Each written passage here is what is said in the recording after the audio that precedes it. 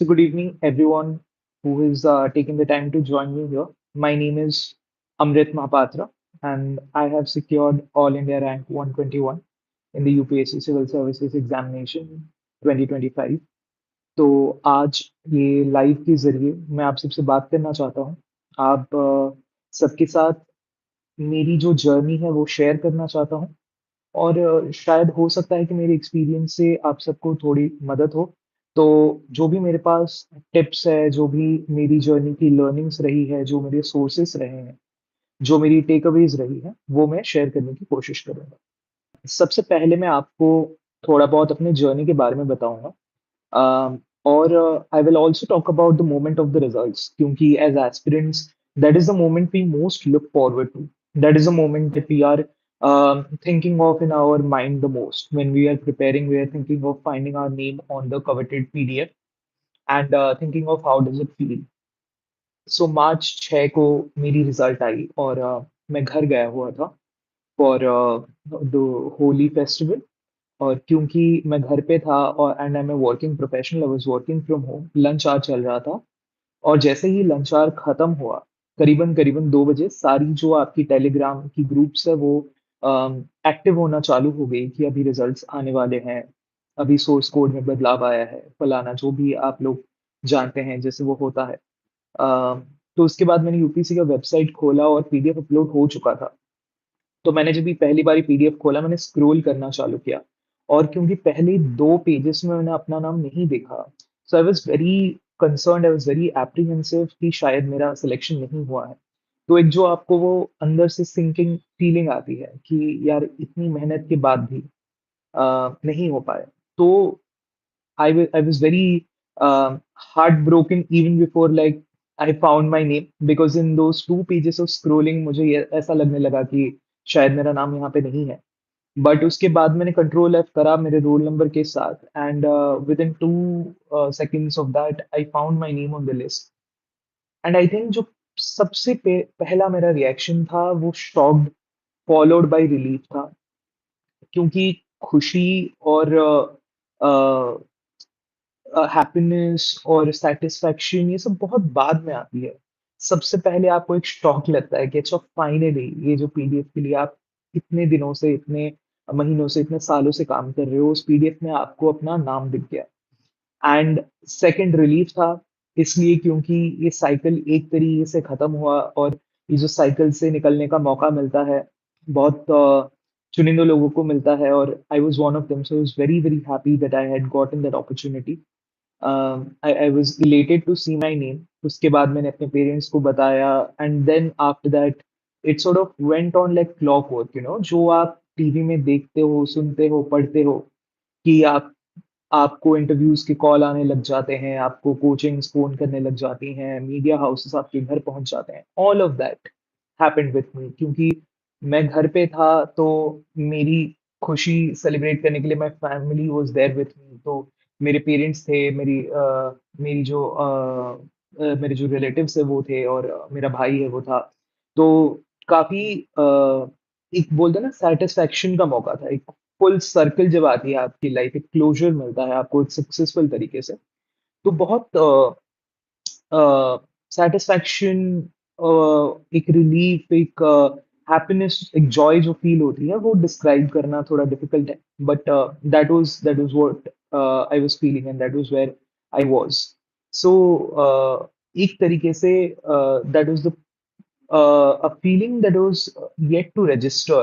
2-3 दिन मुझे लगे ये समझने में कि फाइनली मेरा नाम उस पीडीएफ में आ गया है। क्योंकि 2-3 दिन बाद ही मुझे वो समय मिला कि मैं अपने साथ बैठ पाऊँ और थोड़ा-सा ब्रेक लूँ इन सब से और मैं फ़ोकस करूँ कि एक्चुअली मेरी ज़िंदगी ने बहुत बड़ा मोड़ ले लिया है। So this is just to tell you all कि ये एग्ज़ामिनेशन जो है हम जिसके लिए इतनी मेहनत करते हैं, उसके एंड में जब रिज़ल्ट्स मिलते हैं, तो उतनी ही खुशी होती है। सो मेहनत जब साकार होता है, बहुत एक सैटिस्फैक्शन मिलती है।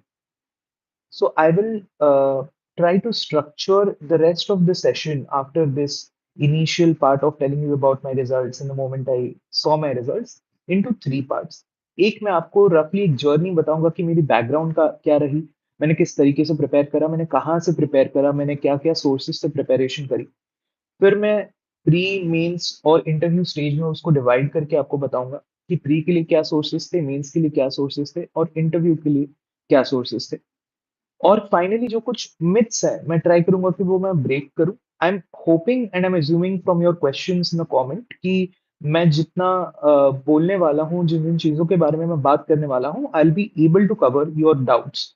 अगर कुछ चीज़ें रह जाती हैं, तो हम एंड में भी we can take more questions. I will ask you guys to put up your questions then so that मैं उसको डेडिकेटेडली देख पाऊँ और मैं क्वेश्चन्स तभी ले पाऊँ। बट मुझे लगता है कि हम एक कॉम्प्रिहेंसिव तरीके से will be able to cover this, ठीक है? So starting with who I am and how my journey was.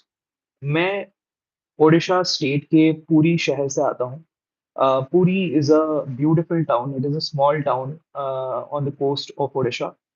It houses the Sri Jagannath Temple, which is one of the most majestic creations, which is the center of Odisha's cultural heritage. मैं वहाँ से आता हूँ और मेरी जो schooling रही पुरी से खत्म हुई, उसके बाद मैंने अपना हाई स्कूल और मेरा कॉलेज वो मैंने भुवनेश्वर से किया, जो ओडिशा का कैपिटल है। मैंने भुवनेश्वर के उत्कल यूनिवर्सिटी से बीए ऑनर्स सोशियोलॉजी में अपनी ग्रेजुएशन कंप्लीट करी और बीए ऑनर्स सोशियोलॉजी कंप्लीट करने के बाद 2021 में मैं ग्रेजुएट हुआ और 2022 में I came to Delhi to pursue a fellowship. तो पीआरएस लेजिस्लेटिव रिसर्च नाम की एक ऑर्गेनाइजेशन है जो एक फेलोशिप रन करती है, legislative assistant to members of parliament. LAMP fellowship के नाम से काफी फेमस है, कुछ लोग में भी आप में से जानते हो ऑलरेडी। तो लैम्प फेलोशिप परस्यू करने के लिए I came here to Delhi. I worked with a member of parliament for a year, working on their policy research, उनके पार्लियामेंट्री इंटरवेंशंस की रिसर्च, बहुत सी चीजों पे जो एक सपोर्ट होता है एक पॉलिसी तौर पे।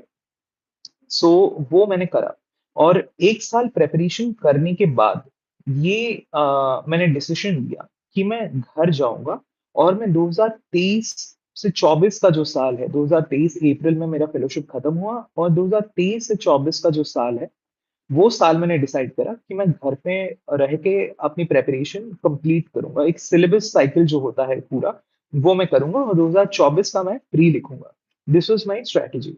तो even though UPSC civil services का जो ख्याल है, यूपीएससी सिविल सर्विसेज को लेकर जो एक मन में इंटरेस्ट है, जिज्ञासा है, वो बहुत पहले से थी।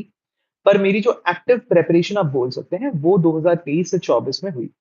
2023 अप्रैल में मैं घर लौटा और पूरी से मैंने तैयारी करी 1 साल के लिए। आई थिंक आप में से कोई लोग पूछ भी रहे थे ये कि 1 साल का टाइम इनफ होता है क्या? कि आप पूरा कर सके सिलेबस या एक मिथ है? तो मैं आपको ये बता सकता हूँ कि बिल्कुल आप पूरा कर सकते हैं और मैं आपको बताऊँगा अभी कि क्या-क्या मिथ होता है और क्या पूरा आप नहीं भी कर सकते हैं। सो 2023 से 24 के दौरान मैंने कोई भी कोचिंग जॉइन नहीं करी। आई मीन टू से कि मैंने कोई क्लासरूम कोचिंग जॉइन नहीं करी।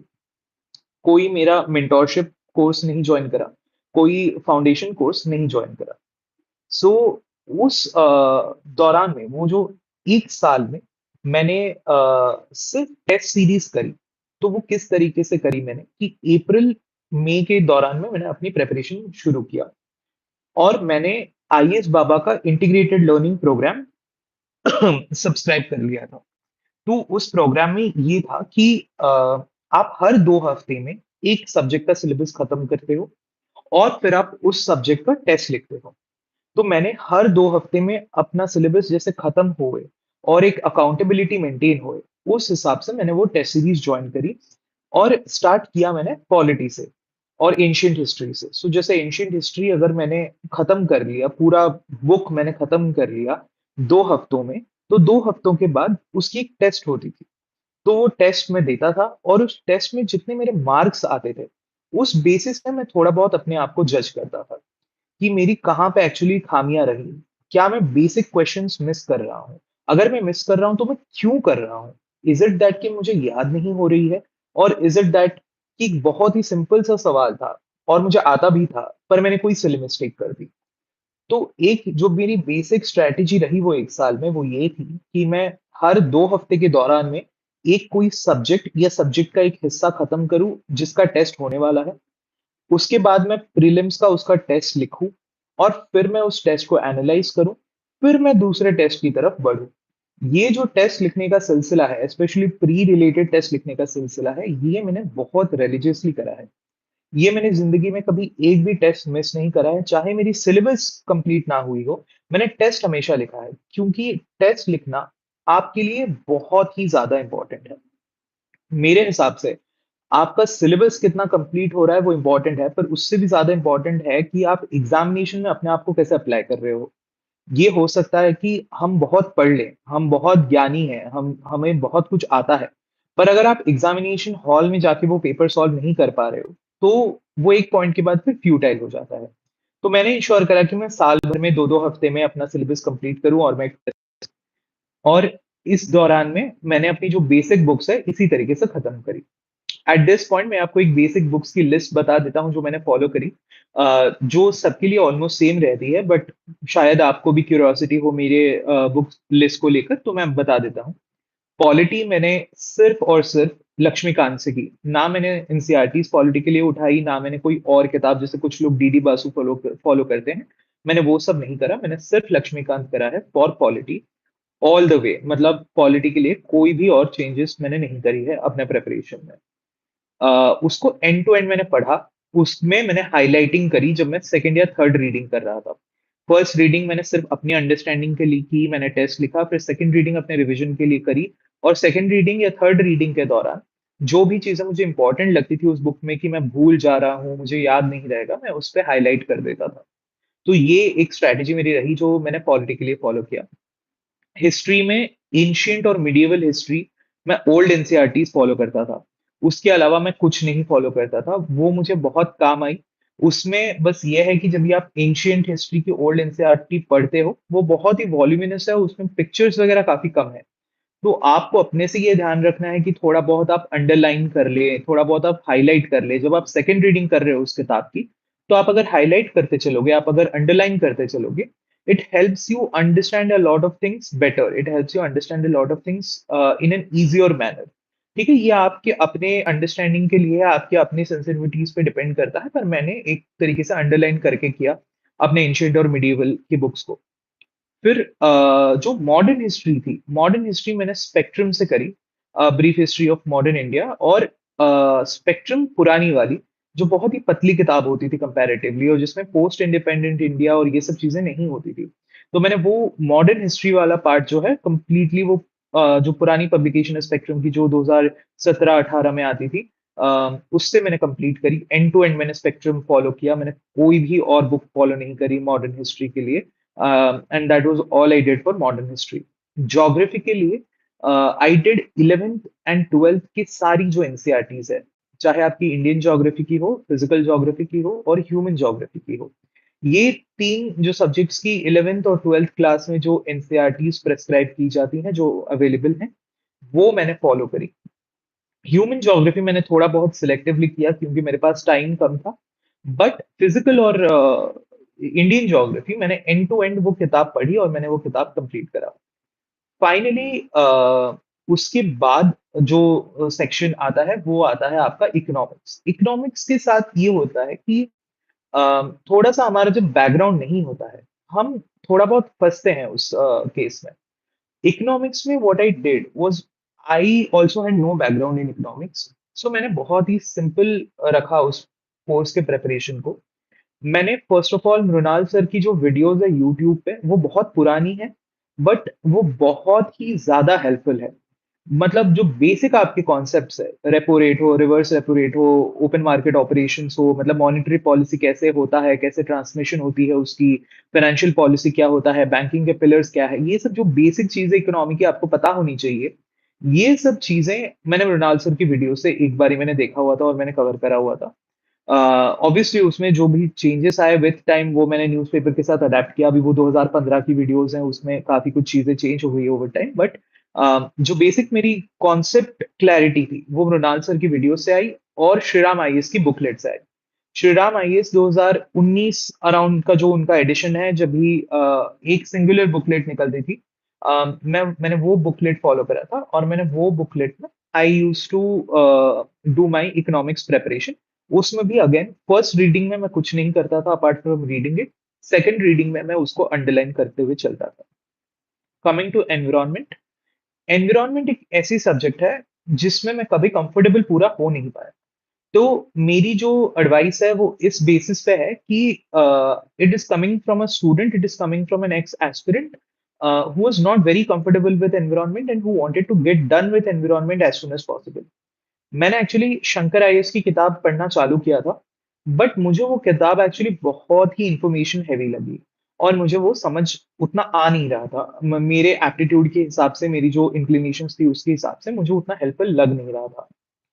तो उसके बाद what I did was I switched to Forum IAS red book on environment, which was much thinner. It is a very small book compared to like Shankar IAS, and it is in a notes sort of format, right? And it is also, I felt that it was better suited to the UPSC Civil Services preliminary examination. So I switched to that book, and I ensured कि मैं वो किताब end to end तरीके से उसको पढूं, उसको cover करूं। रटने की कोशिश नहीं करी क्योंकि एग्जामिनेशन बहुत ही वॉल्यूमिनस है, हम रटने की कोशिश करते भी है तो भूल जाते हैं। तो रटने की कोशिश नहीं करी और इस दौरान में ये भी कोशिश करा कि जब मैं सेकंड रीडिंग कर रहा हूँ अगेन मैं अंडरलाइन करता चलूं या फिर ऐसा बॉक्सेस बनाता चलूं, बट रटने की कोशिश नहीं करी और फोरम आईएएस रेड बुक से मैंने करा। सम पीपल आई नो कि do suggest PMF IAS geography और एनवायरनमेंट के लिए, पर वो बहुत बड़ी है और मेरे लिए बहुत बड़ी थी उस टाइम पे कि 700-800 पेजेस कोई एक सब्जेक्ट के पढ़ना, जब एक साल का टाइम है मेरे पास प्रीलिम्स के लिए और उस बीच में मेंस की भी तैयारी करनी है, वो बहुत डिफिकल्ट थी मेरे लिए। ठीक है, तो मैंने जितनी ही किताबें आपको बोली इतनी किताबें मैंने एंड टू एंड फॉलो करी है। उससे आगे पीछे जो भी किताबें होंगी मैं वो बताऊंगा, बट मेजर तरीके से एक जो प्रेपरेशन का मेरा जो फाउंडेशन था, एक जो नींव रखी मैंने प्रेपरेशन की, वो इन किताबों के थ्रू रखी। ठीक है, so this is like what it was. Second is that कि ये मेरी जो स्ट्रेटेजी थी ये प्रीलिम स्पेसिफिक थी। तो आपको मैंने ओवरऑल एक बता दिया कि मैंने साल भर में सिलेबस कैसे कंप्लीट करा, कि 2-2 हफ्ते में मैं सिलेबस पढ़ता था और एक टेस्ट लिखता था, उस टेस्ट को एनालिसिस करता था और उस टेस्ट के लिए कहाँ से पढ़ता था, ये सब सोर्सेस से पढ़ता था। ठीक है, तो प्रीलिम्स रिलेटेड जो मेरी प्रेपरेशन थी वो इस तरीके से थी। एग्जाम में क्वेश्चन कैसे सॉल्व करना है, टेस्ट सीरीज कैसे अटेम्प्ट करना है, मैं उस पर आऊंगा। बट एक बार ही हम प्रेपरेशन वाला जो स्ट्रैटेजी है, प्रेपरेशन वाला जो आइडिया है, उसको पहले खत्म कर लेंगे। कमिंग टू मीन्स, सो जब आप 12 महीने के स्केड्यूल में प्रिपेयर कर रहे हो, जैसे कि मैं 12 महीने के स्केड्यूल में प्रिपेयर कर रहा था, मेरे पास बहुत ही कम टाइम था कि मैं उस बीच में मेंस की भी प्रेपरेशन अलग से कर लूं। हालांकि ये हमेशा से एक एस्पिरेशन थी मेरी कि मैं साथ साथ में मेंस की प्रिपरेशन अच्छे से खत्म कर लूं, मैं वैल्यूएटेड मटेरियल कर लूं, मैं कोई प्रहार का कोर्स उठा के उसको पढ़ लूं, मैं कोई बुकलेट पढ़ लूं, मैं कोई एथिक्स की किताब पढ़ लूं। Unfortunately for me, that did not happen because the time that it was taking me to cover the basic books of prelims was like exactly those 2 weeks. So ये जो टेस्ट भी थे वो 2 हफ्ते के दौरान में थे और इट वाज एक्सपेक्टेड कि मैं इसके अबव एंड बियॉन्ड जाके खुद से मेंस की तैयारी करूं। तो वो मुझे टाइम मिल नहीं रहा था, उतना टाइम मेरे से बैठा नहीं जा रहा था। और अगर मैं बैठ भी जा रहा था तो द प्रॉब्लम वाज दैट कि याद नहीं होती है। आप तो दिन में 12 घंटे बैठ जाओगे, बट 5, 6, 7, 8 घंटे के बाद आपको चीजें याद नहीं रहती है। That is a major problem कि ह्यूमन माइंड की जो रिसेप्टिविटी है वो भी एक लिमिटेड दौर में है। तो what I did was I focus completely on prelims.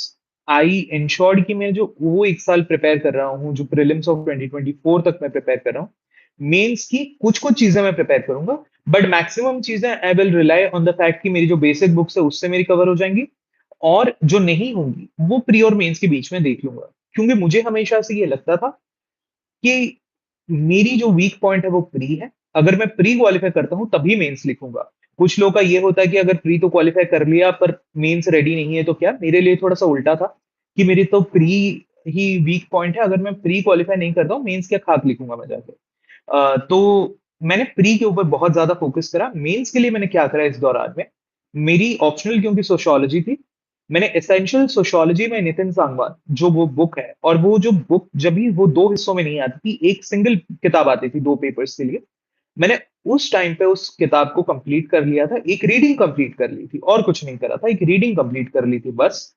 और एथिक्स के लिए फोरम आईएएस का रेड बुक जो है वो खत्म कर लिया था। That is all I had done, कि ये जो जो दोनों किताबें हैं for GS 4 Forum IAS red book, and for sociology essential sociology by Nitin Sang. ये मैंने एक एक रीडिंग कंप्लीट कर ली थी इन दोनों। इतना मैं कर पाया था, और इतना कंप्लीट करके I completely pivoted back to my prelims preparation. ये दोनों किताबें मैंने एक बार ही इसलिए पढ़ ली थी क्योंकि ये दोनों बहुत ही मेजर पेपर्स है, कि जीएस फोर एक पेपर इन इटसेल्फ है 250 मार्क का। और जो सेकंड आपका आता है कि ऑप्शनल आता है, आपके दो पेपर से 250 मार्क के। तो क्योंकि ये तीन पेपर कुल मिला के आपको 750 मार्क्स के लिखने हैं, तो ये मेरे लिए इंपॉर्टेंट था कि इनमें एक बेसिक अंडरस्टैंडिंग बने। जीएस वन टू थ्री को लेकर एक जो मेरे दिमाग में एक ख्याल चल रहा था, ये चल रहा था कि उसकी बेसिक प्रिपरेशन तो हम कर ही लेते हैं जब हम प्री की किताबें पढ़ते हैं। जीएस टू के लिए आप पॉलिटी तो आप पढ़ ही रहे हो। अगर आप न्यूज़पेपर पढ़ रहे हो तो आप इंटरनेशनल रिलेशन तो आपका हो ही रहा है। जीएस वन के लिए हिस्ट्री ज्योग्राफी तो आपका चल ही रहा है। जीएस थ्री के लिए तो आप इकोनॉमिक्स एनवायरनमेंट प्रीलिम्स के लिए पढ़ ही रहे हो। तो मुझे ये लगता था कि मैक्सिमम सिलेबस तो मैं प्री के दौरान खत्म कर ही रहा हूँ। जो बाकी बचा कुचा है वो प्री के मेंस, प्री और मेंस के बीच में मैं कर लूंगा। जो मेरी जो सर्कमस्टांसेस थी उस हिसाब से जो मेरे से बेस्ट हो सकता था, उस हिसाब से मैंने उसको डिजाइन करा, उस हिसाब से मैंने अपने प्रेपरेशन को स्ट्रक्चर करा। अभी इस प्रेपरेशन में देन इंपॉर्टेंट चीज ये आती है कि अगर मेंस की मैं प्रेपरेशन कर नहीं रहा था बिल्कुल ही प्री और जो वो एक साल में, तो मैंने आंसर राइटिंग किस तरीके से करी। ठीक है। तो आंसर राइटिंग करने के लिए मैंने सिलेबस खत्म होने का इंतजार नहीं करा। Right from September of 2023 to almost like January of 2024, जो 4-5 महीने का वो ड्यूरेशन है, मैंने हर दिन ये ट्राई करा कि 2 से 3 सवाल ऑन एन एवरेज में लिखता रहूं। मोस्टली पीवाईक्यू से लिखता रहूं, पर मैं लिखता रहूं। चाहे मुझे सिलेबस पूरा नहीं आता, जो मेरी प्रीलिम्स की प्रेपरेशन है उसकी बेसिस पे चाहे मैं लिख रहा हूं, चाहे मेरी बहुत ज्यादा रिवीजन नहीं हुई है मेंस मटेरियल की, फर्क नहीं पड़ता है। ये फर्क पड़ता है कि हम आंसर राइटिंग के साथ कंफर्टेबल है या नहीं है, जो कि बहुत लोग नहीं होते हैं। आंसर राइटिंग के लिए मैंने स्टार्टिंग करा कि 2 सवाल या 3 सवाल ही लिखूंगा। उससे ज्यादा मेरे हाथ क्रैम्प हो जाते थे, बहुत दर्द होता था, टाइम से खत्म नहीं होता था। तो हमको तो कहीं पे तो स्टार्ट करनी है ना। तो we have to start somewhere. तो मैंने स्टार्ट करा कि हम तो भाई बिल्कुल ही 2 सवाल या 3 सवाल से स्टार्ट करेंगे। दिन के 2 या 3 सवाल में लिखता था। तो आप मान लो महीने के 90 सवाल हो गए, और 5 महीने में 450 सवाल हो गए। तो ये जो चीजें है ना, कंपाउंडिंग का पावर है, वो आपको करके पता चलता है कि आप जब लिखना चालू करते हो 2 सवाल 3 सवाल, और 4 महीने बाद देखते हो कि अरे 400 सवाल खत्म हो गए, वाह। तो वो जो चीज है वो आपको करके पता चलेगी। तो आप अगर एक भी सवाल लिख रहे हो, लिखना चालू कर दो। मेंस के लिए कंटेंट से बहुत ज्यादा है कि आंसर राइटिंग आपकी सॉलिड हो। तो इस पे मैं और डिटेल में आऊंगा जब हम मेंस के ऊपर बात करेंगे, बट ये मैंने एक साल के दौरान में ये मैंने करा। ठीक है। कि मैंने प्री के ऊपर फोकस करा, मेरी प्री की जो बेसिक बुक्स है वो मैंने कंप्लीट करी, उसके बेसिस पे मैंने टेस्ट लिखा, sectional test time to time. और मैंने दो तीन सवाल लिखे मेंस के रिलेशन में, 4-5 महीने लेकर। और मैंने अपना ऑप्शनल का जो बुक है और जो मेरा एथिक्स का बुक है, वो मैंने एक बेसिक रीडिंग उसकी कर ली। ठीक है। ये हम समझ गए कि वो जनवरी फरवरी तक का मेरा शेड्यूल कैसा था। अभी before I move to how I attempted full length test, आपको कितने टेस्ट लिखने चाहिए, आपको कितना अटेम्प्ट करना चाहिए, कितने मार्क्स सही है, पीवाईक्यू कैसे एनालाइज करते हैं, हम दो चीजों पे आएंगे। एक ये है कि न्यूज़पेपर। न्यूज़पेपर बहुत ही इंपॉर्टेंट इंटीग्रल हिस्सा मैं मानता हूँ प्रिपरेशन का है। बहुत लोग नहीं मानते हैं, बहुत लोग ऑल्सो कोचिंग के नोट्स उस पे रिलाई करते हैं। मुझे ये लगता है पर्सनल बेसिस पे कि न्यूज़पेपर इज वेरी इंपॉर्टेंट। ठीक है। आई थिंक आप में से किसी ने पूछा कि डे वन से पढ़ना चालू कर लिया था क्या। तो हाँ जी, मैंने डे वन से ही पढ़ना चालू कर दिया था। और न्यूज़पेपर मैंने हमेशा ही इंश्योर करा कि एवरी डे रिलीजियसली मैं न्यूज़पेपर पढ़ रहा हूँ, एंड टू एंड में पढ़ता था। स्टार्टिंग में ये जरूर होता था कि न्यूज़पेपर जब आप पढ़ रहे हो, आपको 2 घंटे लग जाएंगे, आपको 2.5 घंटे लग जाएंगे। ठीक है, इट्स ओके। हम स्टार्ट कर रहे हैं, हमसे ये एक्सपेक्टेड नहीं है कि हम उसको 1 घंटे में खत्म कर दें। बट वही जो मैंने आपको 2 मिनट पहले बोला, पावर ऑफ कंपाउंडिंग, अगर आप रोज पढ़ोगे ना, आप स्पीड से न्यूज़पेपर को पढ़ना सीख जाओगे। आप स्पीड से जानना चालू कर दोगे कि ये न्यूज़ जो है वो 4 दिन पहले की कंटिन्यूएशन है, कि अच्छा इज़राइल गाज़ा में जो कॉन्फ्लिक्ट चल रही है, उसको लेकर हर दिन 5 आर्टिकल आ रहे हैं। तो आप अगर 5 दिन से पढ़ रहे हो, आपको पता चल जाएगा कि ये आर्टिकल में अच्छा ये ब्रॉड तरीके से तो ये लिखा है, ये तो मुझे पता है। उसमें ये लिखा है, ये तो मुझे पता है। अच्छा ये नहीं पता था, ये मैं पढ़ लेता हूँ अभी, ठीक है?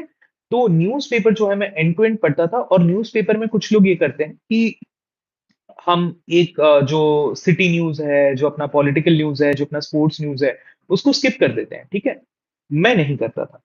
मेरा एक बहुत ही सिली रीज़न कह सकते हैं आप कि जिस वजह से मैं स्किप नहीं करता था, वो ये था कि मेरी ज़िंदगी में कोई एंटरटेनमेंट नहीं थी, राइट? आप लोग जब यूपीएससी प्रिपरेशन करते हो, आप रियलाइज़ करते हो कि बहुत ही भरा हुआ दिन है आपका, पढ़ाई से, टेस्ट से, रिविज़न से। तो न्यूज़पेपर मेरे लिए वो एंटरटेनमेंट था कि city section of the news में अगर कुछ ऐसा मतलब चटाकेदार खबर आई है, तो पढ़ लेते हैं यार। मतलब 2 मिनट एक्स्ट्रा से आप बचा के कर भी क्या लेंगे?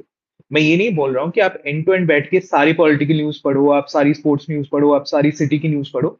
बट अपने आप को थोड़ा बहुत इंडल्ज करो। बहुत सीरियसली नहीं लेना है प्रिपरेशन को। बहुत सिंसियरली करना है बट बहुत सीरियसली नहीं लेना है। ये जो दोनों चीज़ें मैं बोल रहा हूँ, आप अगर इसको सेंटर करेंगे अपने प्रिपरेशन में, आई होप कि आपको इससे मदद होगी। तो न्यूज़पेपर मैं करता था और रोज़ के बेसिस पे करता था। न्यूज़पेपर से कभी भी मैंने ज़िंदगी में नॉट अ सिंगल डे मैंने नोट्स बनाए हैं, कभी भी नहीं बनाए हैं, ठीक है? क्योंकि न्यूज़पेपर से अगर हम रोज़ के बेसिस पे 5 न्यूज़ आर्टिकल का भी नोट बना लें, साल के एंड में वो 1700-1800 न्यूज़ आर्टिकल बन जाती है।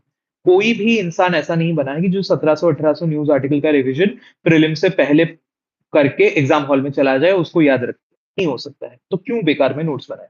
इससे अच्छा है कि हम पढ़ेंगे, हम उससे एक ब्रॉडर अंडरस्टैंडिंग लेंगे, हम एडिटोरियल को पढ़ेंगे, देखेंगे कि उसका लैंग्वेज कैसा है, उसका फ्लो कैसा है, उसका स्ट्रक्चर कैसा है, किस तरीके से ये जो राइटर्स हैं वो लिख रहे हैं। अगर ऑनरेबल प्राइम मिनिस्टर लिख रहे हैं, तो वो किस बेसिस पे लिख रहे हैं, मतलब किस टॉपिक के ऊपर लिख रहे हैं। ऑनरेबल प्रेसिडेंट, वाइस प्रेसिडेंट जब लिखते हैं, वो किस स्कीम के ऊपर फोकस करके लिख रहे हैं। तो ये सब चीज़ें न्यूज़पेपर से अपने को लेनी है। न्यूज़पेपर को एक बुक मत समझिए, न्यूज़पेपर को एक इंटरैक्टिव मीडियम समझिए कि दुनिया में जो कुछ हो रहा है वो आपको बताया जा रहा है कि भाई ये 15 पेजेस है, इन सब में बता दिया हमने कि दुनिया भर में ये सब हुआ है कल और आज के बीच में, ठीक है? तो ये एक चीज़ हमने कवर कर ली। Moving on to next thing कि आप में से किसी ने ये भी सवाल पूछा कि मैं अपने जो आंसर राइटिंग मैं करता था, वो कहाँ से चेक करवाता था? तो मैंने अपने दोनों 2024 और 2025 के अटेम्प्ट में, दोनों ही टाइम मैंने कन्वर्ट आईएएस का सब्सक्रिप्शन ले रखा था और कन्वर्ट आईएएस के सब्सक्रिप्शन के बेसिस पे I used to uh, I used to upload my questions there. I used to upload my answer copies and I used to get the feedback from them. मेरा experience उनके साथ काफी सही रहा है। तो अगर आप वैसा करना चाहते हैं, आप कर सकते हैं। आजकल तो एआई भी आ गया है, आप उसमें भी थोड़ा बहुत हेल्प ले सकते हैं अपना क्वेश्चन आंसर अपलोड करके। आप चाहे तो खुद से भी टॉपर्स कॉपी के साथ टैली करके देख सकते हैं कि आप कितने पॉइंट सिमिलर क्वेश्चंस के लिए लिख रहे हैं या नहीं लिख रहे हैं। मैं ये सब्सक्रिप्शन मॉडल पे चलता था। अभी coming to notes for the preparation journey, इसमें I will not be of much help क्योंकि मैंने कभी भी कोई भी तरीके की नोट्स जो है वो एग्जामिनेशन पर्पस के लिए नहीं बनाई। प्रीलिम्स के लिए इसलिए नहीं बनाया क्योंकि प्रीलिम्स की मैक्सिमम जो किताबें हैं वो नोट्स फॉर्मेट में हैं। आप स्पेक्ट्रम देख लीजिए, आप लक्ष्मीकांत देख लीजिए, वो ऑलरेडी हेडिंग, सब हेडिंग, बुलेट पॉइंटर्स, बोल्ड, ये सब होके आ रहा है। मतलब मैं उसमें क्या एक्स्ट्रा ऐड कर लूं, मैं क्या एक्स्ट्रा अपने नोट्स में लिख लूं? तो मैंने उस हिसाब से मैंने कभी भी नोट्स नहीं बनाए वो सब सब्जेक्ट्स के। बाकी जैसे मैंने बोला कि हिस्ट्री वगैरह के मैं हमेशा हाईलाइट करते हुए चलता था जब मैं सेकंड रीडिंग, थर्ड रीडिंग करता था, बट मैंने नोट्स नहीं बनाए। मेंस का आपको मैंने पहले ही बता दिया कि मैंने मेंस को अपना सेंटर रख के प्रिपेयर नहीं करा था। और पहले अटेम्प्ट में स्पेशली मैंने मेंस के लिए कुछ भी स्पेशली प्रिपेयर नहीं करा था। मैंने बस रीडिंग करी थी एथिक्स और सोशियोलॉजी की, मैंने नोट्स नहीं बनाए हुए थे। मैंने ये सोचा था कि जब भी प्री और मेंस का टाइम आएगा तभी देखेंगे, ठीक है? So moving on to test series और हम कैसे करेंगे उस चीज को। अभी at this point it is also important for me to mention here that मैंने 2024 में अपने फर्स्ट अटेम्प्ट में अपना स्टेट पीसीएस निकाला था और टॉप 50 रैंक के साथ निकाला था administrative services. I did not join administrative services back then. वो सब पे मैं आता हूँ बाद में, but essentially it is to say that 2023 और 24 में जब मैं प्रिपेयर भी कर रहा था, मात्र 5 महीने के प्रिपरेशन में मुझे अपना स्टेट पीसीएस का प्री देना पड़ा था। और वो मेरा पहला टेस्ट सीरीज था। वो मेरा पहला फुल लेंथ टेस्ट जो है, मैंने एक्चुअल एग्जाम हॉल कंडीशन में लिखी ओडिशा पीसीएस का एग्जामिनेशन, ठीक है? जब मैंने एग्जामिनेशन लिखा, तब मुझे पता लगा कि एक्चुअल एग्जामिनेशन में जब आप क्वेश्चन अटेम्प्ट करते हो, तो एग्जाम हॉल में क्या डिस्टर्बेंसेस रहती है। एग्जाम हॉल में आपका रोल नंबर फिलअप करवाते हैं तो उसमें टाइम जाता है। ये सब वो जो भी चीजें हैं।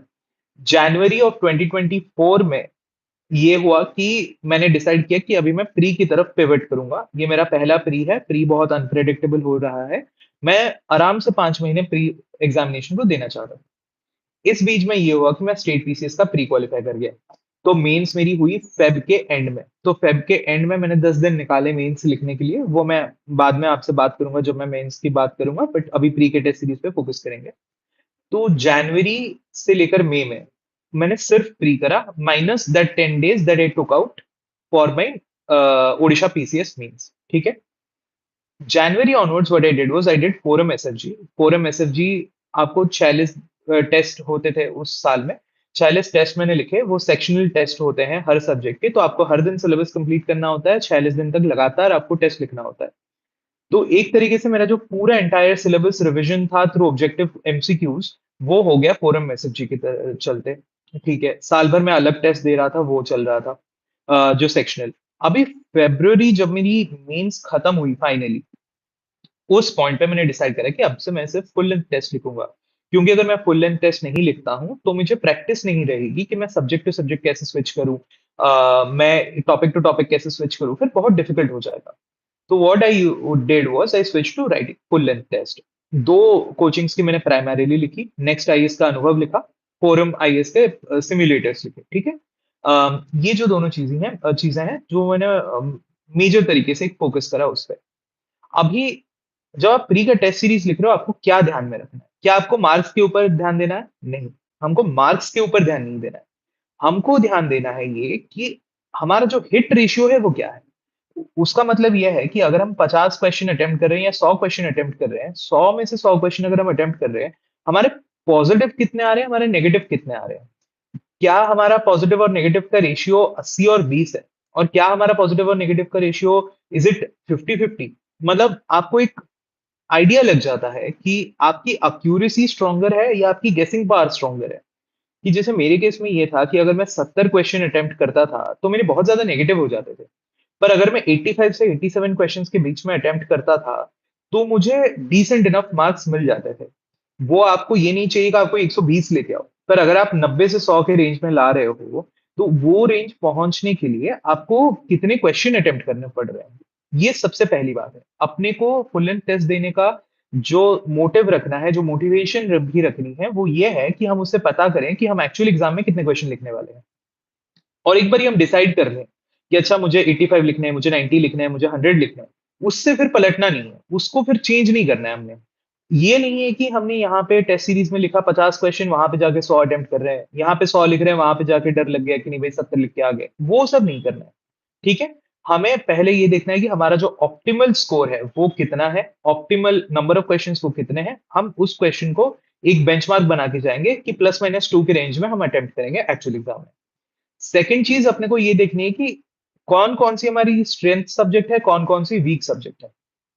मेरे साथ ये होता था कि पॉलिटी, हिस्ट्री, इकोनॉमी में बहुत हार्डली मेरी इसमें मिस्टेक्स होती थी। ठीक है। मतलब इवन इफ इसमें मैं गेस भी ले रहा हूं तो गेसेस मेरी मैक्सिमम सही होती थी, कम गलत होती थी। पर जैसे ज्योग्राफी और एनवायरनमेंट में है, वहां पे मेरी मैक्सिमम गलत होती थी, कम सही होती थी अगर मैं गेस ले रहा हूं। तो एक्चुअल एग्जामिनेशन में जब आप जाते हो, यू विल रियलाइज कि बियॉन्ड 25 to 30 क्वेश्चन किसी को नहीं आते उस एग्जाम में। ठीक है। 25 से 30 सवाल जो वैसे हैं जो आपको सही करने हैं, जो इजी होते हैं, जो स्टैटिक से आते हैं, डायरेक्ट आते हैं, जो आपको कंप्लीट करके आने हैं। बाकी आप 50 क्वेश्चन फिर कैसे लिखोगे? वो 50 क्वेश्चन आप लिखोगे एडुकेटेड गेस पे, एलिमिनेशन पे, डिडक्शन पे। ठीक है। तो ये जो चीजें हैं, elimination, deduction, inferences, educated guess, ये कैसे लेंगे हम? ये हम लेंगे अपने स्ट्रेंथ सब्जेक्ट में। कि अच्छा मैं पॉलिटी में, मेरा जो इंट्यूशन है पॉलिटी में, जो मेरा इंस्टिंक्ट है वो बेटर है। मैंने पॉलिटी पढ़ा हुआ है, ज्यादा पढ़ा हुआ है। हो सकता है आपकी ग्रेजुएशन पॉलिटिकल साइंस में, तो आपको पॉलिटी के बारे में सबसे ज्यादा पता है। तो आप पॉलिटी में गेस लीजिए। आप इकॉन में, आपका ग्रेजुएशन, आप इकॉन में ज्यादा गैस लीजिए। मतलब 2-3 वैसे सब्जेक्ट आइडेंटिफाई करिए कि इसमें अगर मैं गैस भी लेता हूं तो मेरे ज्यादा सही होते हैं। तो मैक्सिमम गैसेस में अपने इसमें कॉन्सेंट्रेटेड रखूंगा, कम गैसेस लूंगा अपने वीक सब्जेक्ट्स में। ये दूसरी बात हमको pre full length test series से पता लगानी है कि क्या हो रहा है वो। थर्ड ये है कि हमारी गलतियां कहाँ पे हो रही है, हमारी गलतियां हमको कैसे सुधारनी है। कि क्या मैं नर्वसनेस की वजह से टिक कर दे रहा हूँ कुछ और, क्या मैं अपने आप को ओवरथिंक करके कुछ और टिक कर रहा हूँ, सही पहले मैंने सही सोचा था, क्या मैं बहुत हड़बड़ी में मार्क कर रहा हूँ आंसर्स। ये सब जो चीजें, ये सब फोकस करना है अपने को प्री टेस्ट सीरीज में, ठीक है। मार्क्स के ऊपर बहुत ज्यादा ध्यान नहीं देना। तो ये इंपॉर्टेंट है कि आप ये सब करें। और प्री टेस्ट सीरीज लिखते हुए आप 1 आवर 55 मिनट्स ट्राई करिए कि उसका टाइम रखें, क्योंकि 5 मिनट आप मान लीजिए आपको ओएमआर शीट भरने में, आपको अटेंडेंस भरने में, शोर होने में, एग्जामिनेशन हॉल में जाएगा। तो 1 आवर 55 मिनट में प्रैक्टिस करिए। मैं घर पे लिखता था, तो 1 आवर 55 मिनट रखता था, तो 5 मिनट आपको एक मतलब एक बफर मिल जाता है कि आप प्रैक्टिस कर लेते हो 1 आवर 55 के साथ, ठीक है। तो ये एक इंपॉर्टेंट चीज हो गई। ये जो 3-4 महीने हैं, मतलब ये 3-4 महीने क्या, सालाना ही किसी ने वही पूछा कि स्लीपिंग शेड्यूल कैसा रहता था मेरा। 7 से 8 घंटे में सोता था। कभी कम नहीं हुए हैं, कभी ज्यादा भी नहीं हुआ है, बट कभी कम तो नहीं हुए हैं। 7 घंटे मिनिमम सोता था मैं दिन के, मैक्सिमम 8 घंटे सोता था, पर मैं सोता था। इतना हर दिन का मेरा मस्ट रहता था कि इतना टाइम मुझे सोना ही है।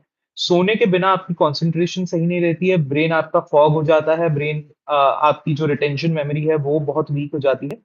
तो अपने आप को बिल्कुल स्लीपिंग शेड्यूल टाइट रखना है, उससे कोई कॉम्प्रोमाइज नहीं है। फोन का टाइम घटा दो अगर ज्यादा पढ़ना है आपको।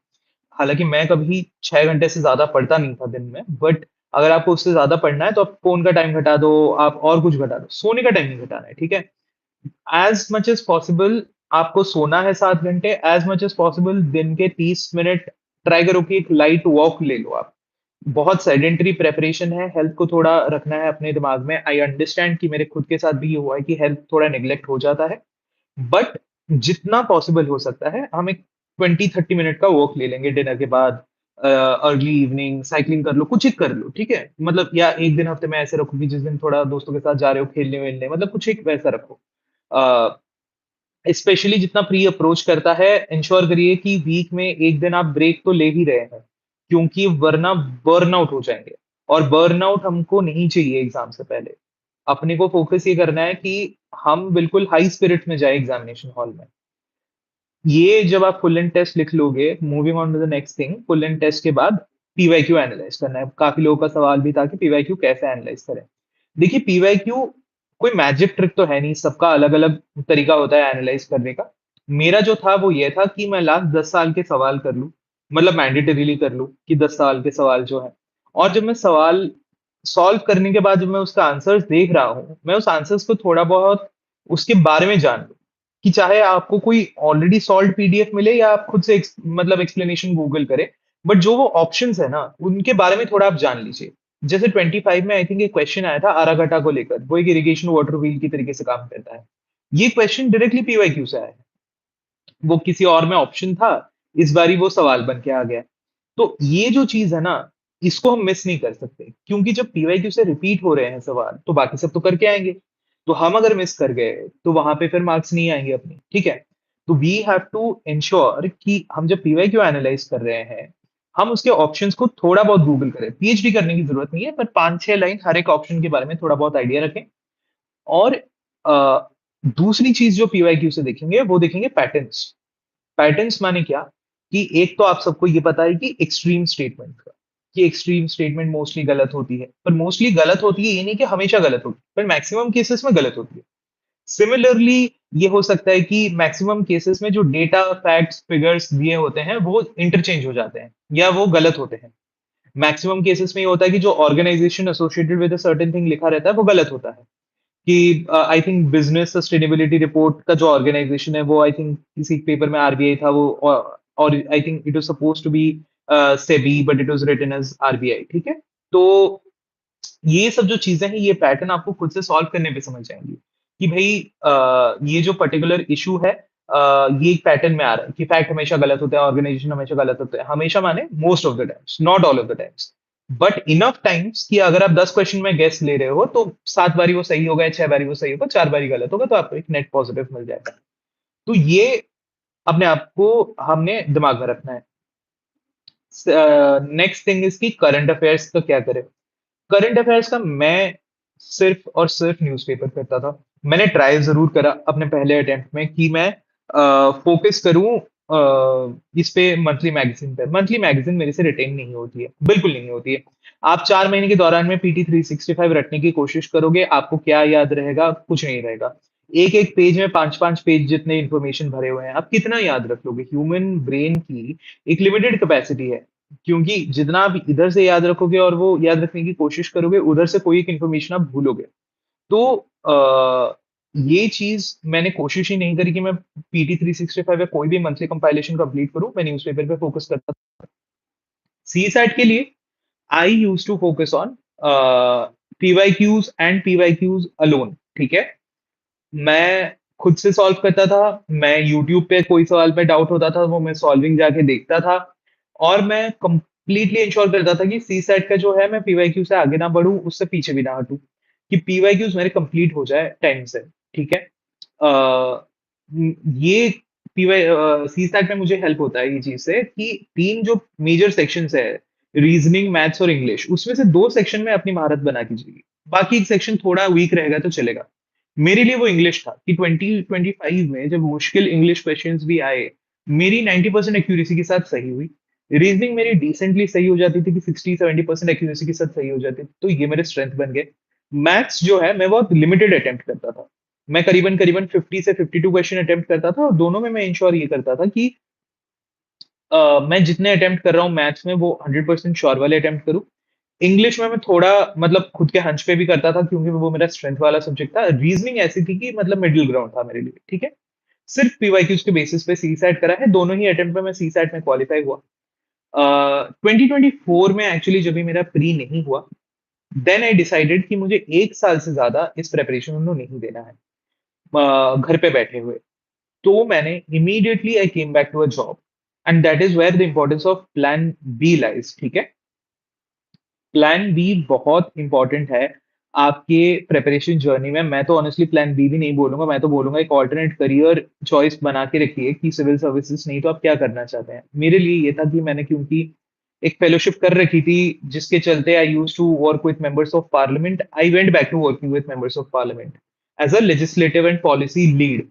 मैं उनके रिसर्च में, उनके पार्लियामेंट्री इंटरवेंशंस में, ये सब में काम करता था, और बहुत ही मीनिंगफुल लगता था मुझे कि मैं देश का सबसे जो डेलिबरेटिव प्लेटफॉर्म, सबसे बड़ा प्लेटफॉर्म है, मैं उस लेवल पे कुछ कंट्रीब्यूट कर पा रहा हूँ, उस लेवल पे बिल्स के डिस्कशन पे एक इनडायरेक्ट तरीके से हिस्सा ले पा रहा हूँ, तो मुझे बहुत ही मीनिंगफुल लगता था। मैंने पहले से डिसाइड कर रखा था कि अगर 2024 में मेरा प्री नहीं होता है, I go back to a job.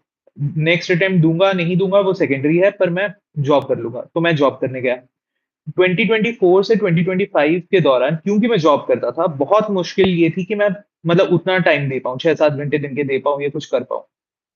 तो मैंने क्या करा, क्योंकि मैंने सिलेबस प्रिपेयर कर रखा था ऑलरेडी, मेरी जो रिलायंस थी प्राइमरीली ये थी कि मैं अपना जो स्टॉक नॉलेज है उसको रिवाइज करूं, और रिवाइज करूं टेस्ट के थ्रू। कि मैंने SFG लिख रखा है, सेक्शनल टेस्ट लिख रखे हैं, उनके जो आंसर्स है, क्वेश्चन और आंसर एक जगह पे मेरे पास PDF पड़े हैं। मैंने उनका प्रिंट आउट निकाला और उनको अपने से फिर से सॉल्व करने लग गया, उनके एक्सप्लेनेशन पढ़ने लग गया। तो मेरा ब्रेन क्या होता था कि रीवायर होता था कि ऑब्जेक्टिव क्वेश्चन को कैसे अटेम्प्ट करना है, और मुझे एक्स्ट्रा टाइम भी नहीं देना पड़ता था to cover my basic books. ठीक है। ये एक वर्किंग एस्पिरेंट होने के हिसाब से मैंने इस तरीके से अपनी जो रिवीजन है, सिलेबस की रिवीजन है, मैंने इस तरीके से करी। अगेन, एज आई सेड कि मेरे पास कम टाइम था, तो मेंस के लिए तो मैं पढ़ नहीं पाया। तो प्री तक मैंने सिर्फ प्री पे ही फोकस किया। पीवाईक्यूज टेस्ट लिखे मैंने, जो भी ओपन टेस्ट हुए, अनुभव हुआ, सिमुलेटर हुआ, मैंने टेस्ट लिखे। 8-10 टेस्ट लिखे मैंने, दोनों ही अटेम्प्ट में 10 से 12 से ज्यादा टेस्ट नहीं लिखे। सेकंड अटेम्प्ट में 8 लिखे थे, फर्स्ट अटेम्प्ट में 10 से 12 करीब प्रीलिम्स के फुल लेंथ टेस्ट लिखे थे। सेक्शनल में साल भर लिखता था, हर 2-3 हफ्तों में एक बार। तो सेकंड अटेम्प्ट में तो मैंने सेक्शनल भी नहीं लिखा, मैंने सिर्फ फुल लेंथ 8 और 9 टेस्ट लिखे। ठीक है। और पीवाईक्यूज करे। न्यूज़पेपर में रोज पढ़ता था। थोड़ी बहुत मेरी जो अंडरस्टैंडिंग थी, वो मेरी जो पार्लियामेंट्री रिसर्च में करता था बिल्स वगैरह पे, उससे स्ट्रेंथन होती थी, क्योंकि उसके लिए न्यूज़पेपर पढ़ना आपके लिए बहुत इंपॉर्टेंट है। तो मेरा जो जॉब है वो डायरेक्टली पब्लिक पॉलिसी में था, तो वो हेल्प करता था बहुत। मैं प्री के आई थिंक 1 महीना पहले मैंने एक ब्रेक लिया था, एक सबैटिकल सा ले लिया था काम से, कि मैं वो टाइम में अपना मतलब पढ़ाई पे फोकस करूं, उसके अलावा मैं कुछ ना करूं। तो वो मेरी पहले से अंडरस्टैंडिंग थी अपने वर्क प्लेस पे, तो वो मैंने किया। 1 महीना मैंने सिंपली फोकस करा एग्जामिनेशन के ऊपर। मैंने सी सैट, अगेन वही SPYQs करने लग गया मैं। और क्योंकि हाथ आपका थोड़ा-सा तेज़ होना चाहिए सीसैट के साथ जब आप सेकंड पेपर लिख रहे हो, पहले पेपर के बाद। और प्री के लिए अगेन एज़ यू सेड कि पीवाईक्यूज़ करा, फुल एंड टेस्ट दिए और अपने सेक्शन टेस्ट जो दिए हुए थे, उस पीडीएफ को रिवाइज़ करा। प्री लिखने के बाद this time around fortunately for me what happened उसकी आई क्वालिफाइड प्री। तो अभी मेरे पास एक समंदर था कि भाई मेंस कैसे तैरा जाए, क्योंकि मेंस के लिए मैंने कोई नोट्स नहीं बनाए थे जैसे मैंने पहले बोला। तो यहाँ पे एक चीज़ के बारे में बोलूँगा जो मेरा प्रिपरेशन का जो कॉर्नरस्टोन था, जो मेरा बाइबल था प्रिपरेशन का, वो था टॉपर्स नोट। तो मैंने क्या करा कि स्टेट पीसीस के लिए भी मैंने ऐसे ही प्रिपेयर करा था क्योंकि वहां भी मेंस के लिए मेरे पास टाइम नहीं था। तो स्टेट पीसीस भी मैंने वैसे ही क्वालिफाई करा था, तो मैंने सोचा कि वो स्ट्रेटजी मेरे लिए काम कर रही है, तो यहाँ पे भी लगाया जाए। तो for every paper, for GS 1, for GS 2, for GS 3, सब पेपर्स के लिए मैं क्या करता था, 4-5 टॉपर सिलेक्ट करता था कि जिनके अच्छे मार्क आए हैं लास्ट 2 साल में। और वो जो 4-5 टॉपर है उनके दो तीन कॉपीज उठा लेता था। तो करीबन करीबन हर पेपर के लिए 12 से 15 कॉपीज हो गई, ठीक है। 12 से 15 कॉपीज मतलब 20 into 15, 300 क्वेश्चन पर पेपर। 300 क्वेश्चन माने 300 टॉपिक्स। एटलीस्ट यूनिक टॉपिक्स आपको 100 मिल जाएंगी। रिपीटेटिव टॉपिक्स में भी 200 होंगी, बट ऐसा यूनिक टॉपिक्स आपको 100 मिल जाएंगी, ठीक है। तो इसमें से क्या होता था कि जो भी सपोज करिए वाटर रिसोर्सेस है, जीएस 3 में आपको सवाल पूछा गया वाटर रिसोर्सेस पे, 5 टॉपर कॉपी कॉपी में आपको 10 सवाल दिख गए वाटर रिसोर्सेस को लेकर। तो इन 10 सवालों में उन्होंने वाटर रिसोर्सेस के लेकर जो भी फैक्ट और फिगर मेंशन किया है, जो भी कमेटी का नाम मेंशन किया है, जो भी सुप्रीम कोर्ट जजमेंट मेंशन किया है, जो भी constitutional article, parliamentary act mention किया है, मैं गूगल शीट में GS 1 2 3 4 के अलग वो टैब बना के GS 3 के टैब में वाटर रिसोर्सेज हेडिंग में ये सब लिख लेता कि ये देखो फैक्ट है, ये जजमेंट है, ये कमिटी नेम है, ये फिगर है। बस और कुछ नहीं। ये वो 2 ढाई महीने के दौरान में ही मैंने किया है। हर पेपर के लिए मैं ऐसा करता था। GS 1 के लिए बहुत ज्यादा नहीं किया क्योंकि वो हिस्ट्री ज्योग्राफी डोमिनेटेड सब्जेक्ट है, तो प्री की प्रेपरेशन पे रिलाई करा। बट GS 2 और 3 में ये बहुत करे मैंने। कि हर टॉपिक के रिलेटेड जो भी टॉपर्स कॉपी में क्वेश्चन मिलता था, मैं फैक्टर फिगर डाल देता था। GS 4 में मैंने पहले से आपको बता रखा है कि मैं 4MIS का रेड बुक मैंने कंप्लीट कर रखा था, मतलब रीडिंग कर रखी थी। ऊपर से जो मुझे जो भी टॉपर्स कॉपी में एग्जाम्पल मिलते थे, जैसे विशाखा यादव मैम की कॉपी होगी, तो उनके कॉपी में जो भी उन्होंने केस स्टडी में एग्जाम्पल लिख रखा है, जो भी उन्होंने IAS officers, bureaucrat, social activist, dignitaries, जिनका भी एग्जाम्पल लिख रखा है, मैं अगेन उसको अपने गूगल शीट में डाल देता था टैब बना के कि अच्छा ये टॉपिक आया तो उसमें ये एग्जाम्पल सही है, ये टॉपिक आया तो इसकी डेफिनेशन मैम ने इन थिंकर से बोरो करी है, तो ये थिंकर को लिख लेते हैं। तो इस तरीके से मैंने ऑप्शनल के लिए भी वही करा कि अपने वो थिंकर्स के ऊपर रिलाई करके एक सॉर्ट ऑफ बना लिया था, ऐसे स्ट्रैटेजी बना ली थी, ठीक है। तो मेरा जो मेंस का प्रिपरेशन है वो दो ही पहलू पे टिका रहा। एक तो ये टॉपर्स कॉपी रिवीजन है, टॉपर्स कॉपी से नोट्स बनाना, गूगल शीट पे बनाना। नोट्स भी नहीं थे वो एक तरीके से एक मतलब एग्जाम्पल लिख रहा था मैं बस। ये एक था। दूसरा मैं टेस्ट लिखता था बहुत। प्री और मेंस के बीच में हर सब्जेक्ट के लिए मैंने 4 से 5 टेस्ट लिखे। तो एग्जाम जाने से पहले ही मेरे 25 करीबन टेस्ट हो गए थे ओवरऑल, मैंने लिख लिए थे 25 test exam hall type condition में घर पे बना के बिना एसी के 2 घंटे 55 मिनट में मैं कंप्लीट करता था। मैं हमेशा ये ट्राई करता था कि टाइम पे खत्म हो। कंटेंट धीरे धीरे बेटर हो जाएगा, पर अगर आप 3 घंटे में खत्म नहीं कर पा रहे हो ना, तो आपका पेपर खींच लिया जाएगा, आपको कोई नहीं हेल्प कर सकता फिर वहां पे। तो this is all I use to focus on. मेरी ये स्ट्रैटेजी रही और मेरी ये स्ट्रैटेजी थ्रू आउट दो 2.5 मंथ्स रही कि मैं टेस्ट हमेशा लिखूं, मैं टॉपर्स कॉपी हमेशा पढूं, दैट इज इट। और मैं मॉडल आंसर पढ़ लेता था, जो टेस्ट के मॉडल आंसर्स आते थे वो मैं पढ़ लेता था, रटता नहीं था, पढ़ लेता था।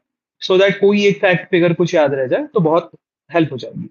पॉइंट वाइज फॉर्मेट में मैं आंसर लिखता था। थोड़े बड़े फॉन्ट में अपने को लिखना है, थोड़ा स्पेस देके मार्जिन से लिखना है। प्रेजेंटेशन बढ़िया करनी है, ठीक है। कि बॉक्स बनाना है, मतलब बहुत ज्यादा ऐसा नहीं कि मैप डाल रहे हो, चार्ट डाल रहे हो, अगर आप कंफर्टेबल नहीं हो तो वो नहीं करना है, बस अंडरलाइन करते चलना है, बॉक्स बनाना है, ये सब चीजें कि एग्जामिनर देख के खुश होए वो पेपर।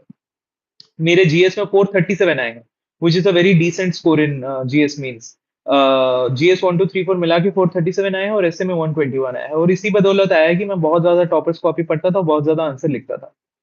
ऐसे के लिए तो मैंने जो न्यूज़पेपर में एडिटोरियल पढ़ी, वो मुझे बहुत काम आई कि एनेक्डोट के तरीके से मेरे पढ़ना, एनेक्डोट को लिखना, वो राइटर्स किस तरीके से लिखते हैं, एक फिलोसॉफिकल तरीके से ऐसे के साथ एंगेज करना, ये सब जो चीजें हैं ये मैं करता था, ठीक है। तो this is something I have also elaborated on my Telegram channel आप अगर ज्वाइन करें अमृत महापात्रा AIR 121 UPSC, तो आप वहां पे भी जान पाएंगे।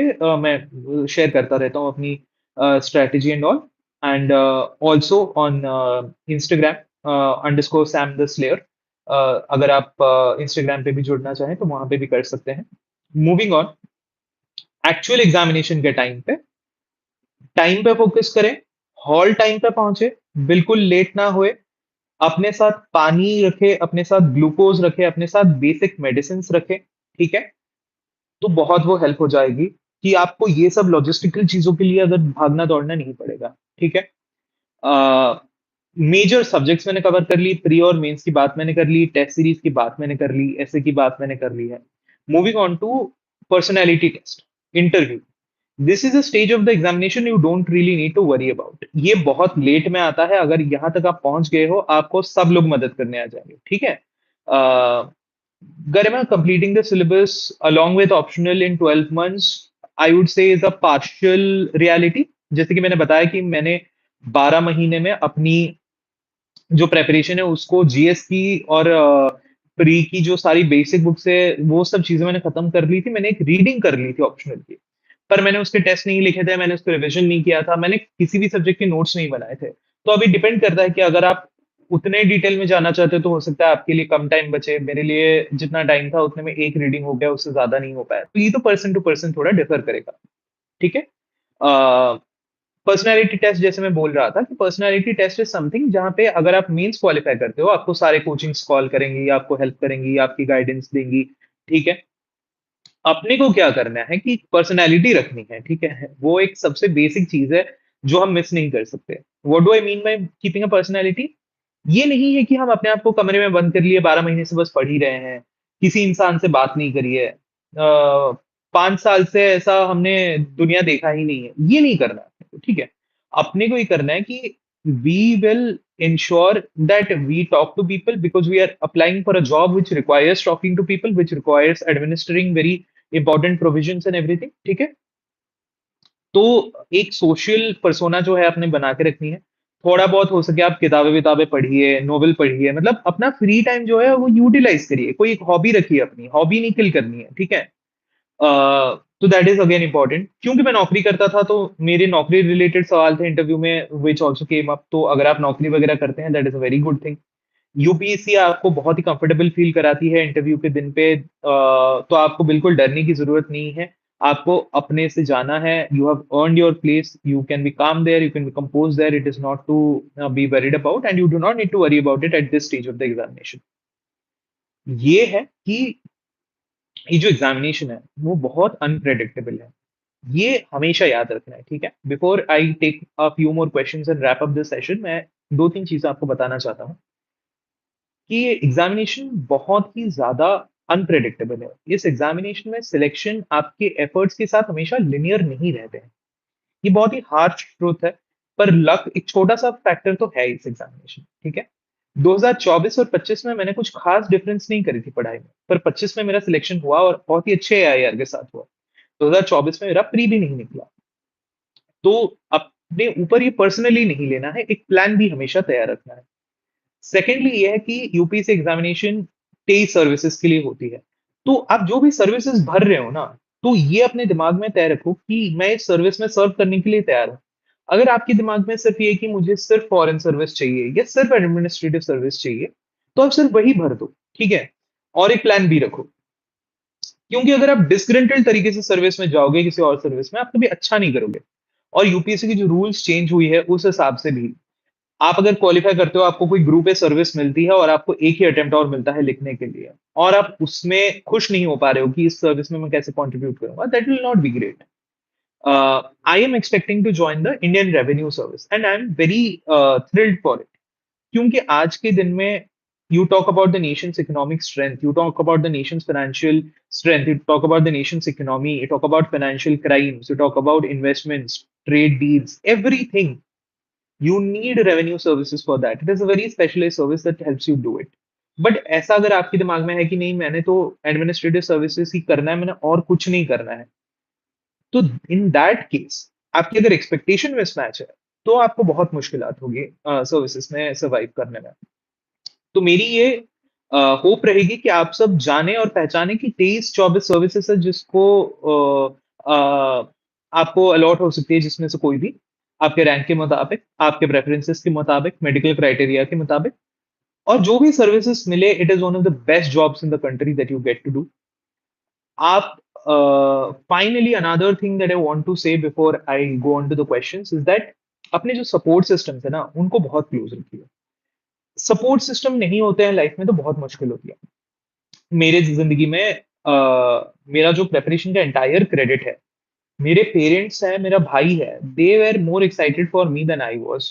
उन्होंने हमेशा सपोर्ट भी करा मुझे मेरी जर्नी में। मैं हमेशा बोलता रहता हूँ ये कि मेरी मदर जो है, आपके पेरेंट्स भी यही करते होंगे आपके साथ, कि आपसे ज्यादा मेहनत वो कर रहे हैं कि आपका खाना, आपका पढ़ना, ये सब सेट करके देना, ये सब चीजें मेरी मदर बहुत ख्याल रखती थी। मेरी फियांसे जो है वो, I have been extremely grateful to have her support throughout. तो ये जो सपोर्ट सिस्टम है ना आपकी, इन सबको नहीं भूलना है। ये सपोर्ट सिस्टम के बेसिस पे ही हमें सक्सेस मिलेगी, इनको दूर करके नहीं मिलेगी। बहुत ज्यादा इंस्टाग्राम रील्स के पीछे नहीं भागना है कि भाई ये नहीं करो, वो रिलेशनशिप नहीं होनी चाहिए, भाई के शादी में मत जाओ, कजिन का सालगिरह मिस कर दो, ये सबसे कुछ नहीं होता है।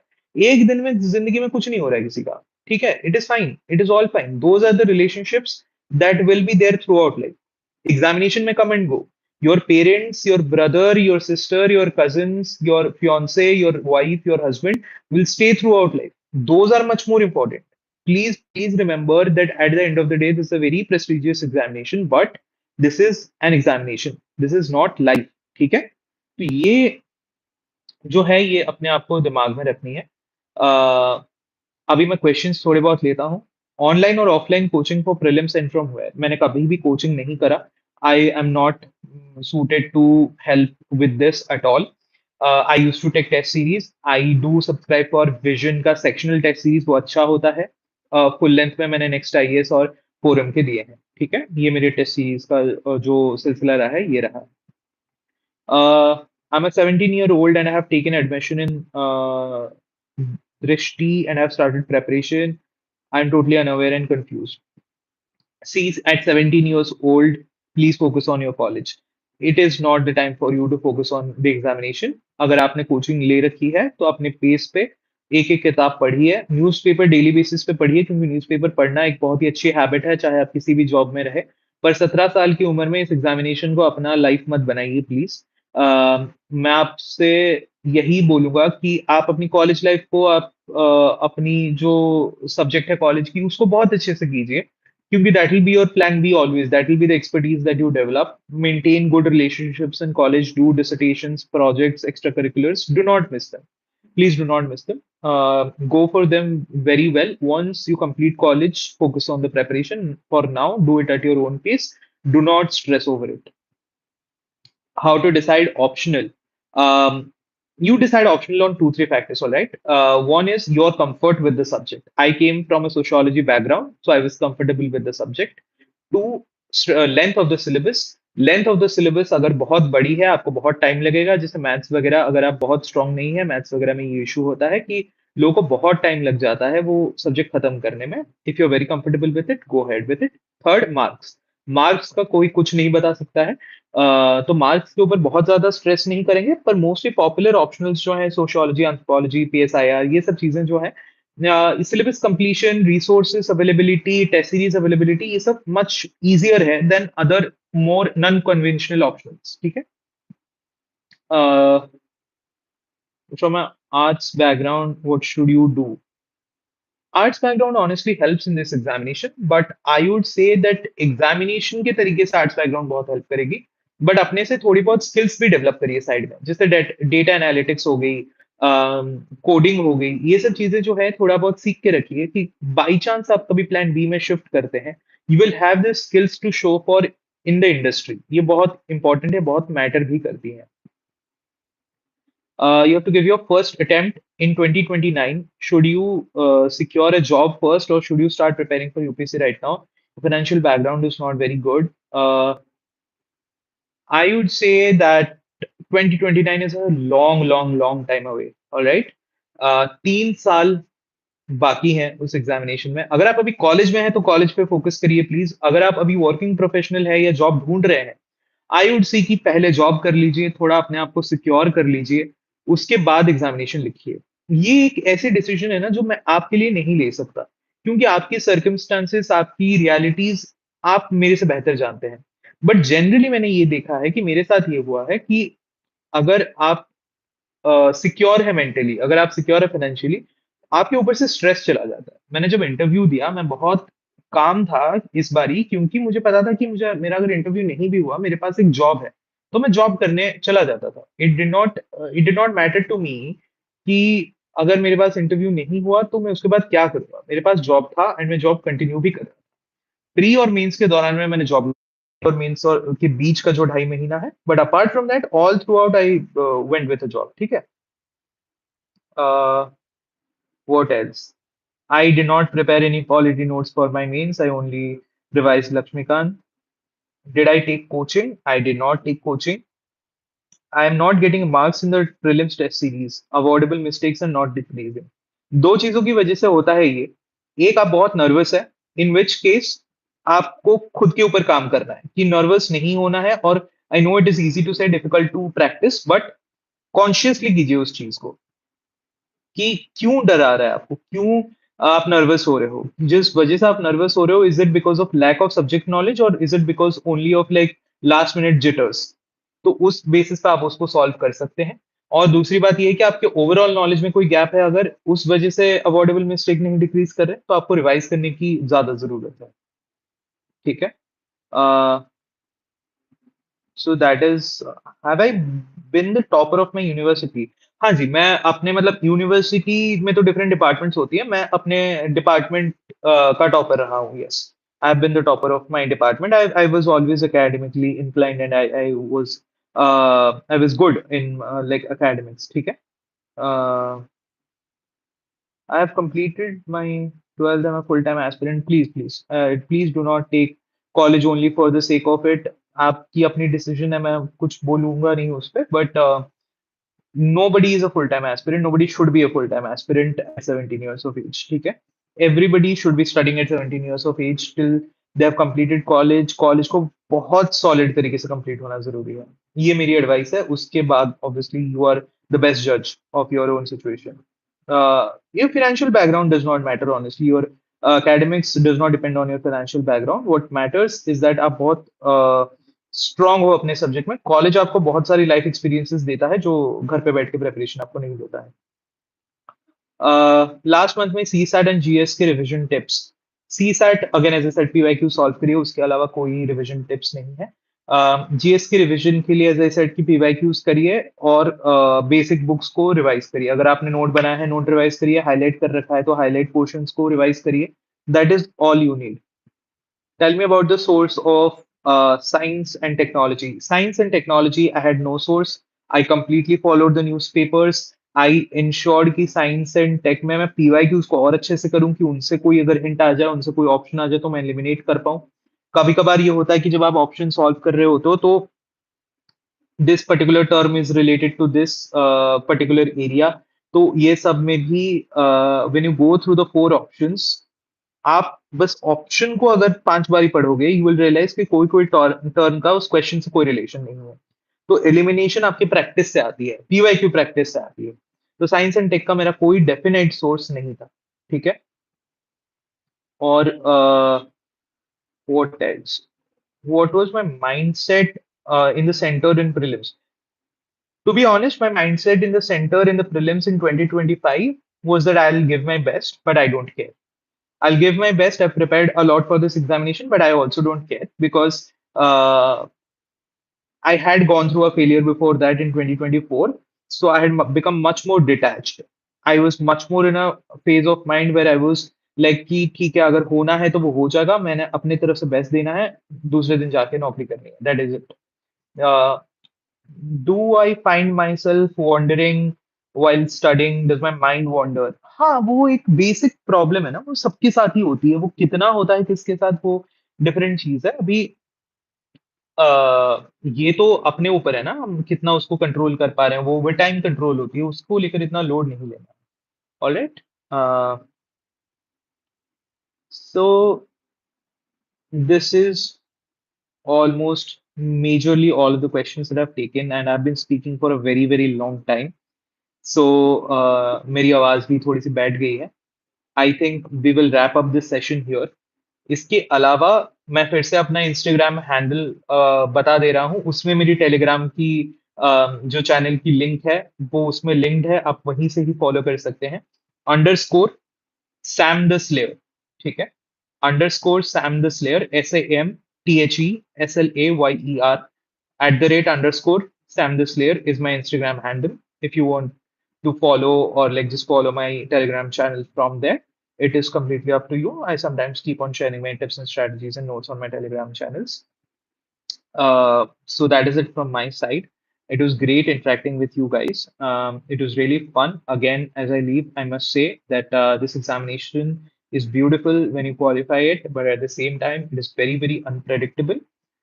Please focus on having a plan B. Please focus on maintaining your relationships with your parents, your friends, your cousins, your relatives, and please maintain on having a social life. All right. I'll just take this last one. How many years did I take to clear the examination? I have taken two attempts. 24 was my first attempt, 25 was my second attempt, 23 is when I started preparing. So roughly 3 4 years. All right. Two attempts, but 3 3.5 years of preparation overall on and off. So that is sort of my journey. Thank you again for connecting with me on this channel. Really great to talk to you all. Wish you all the very best.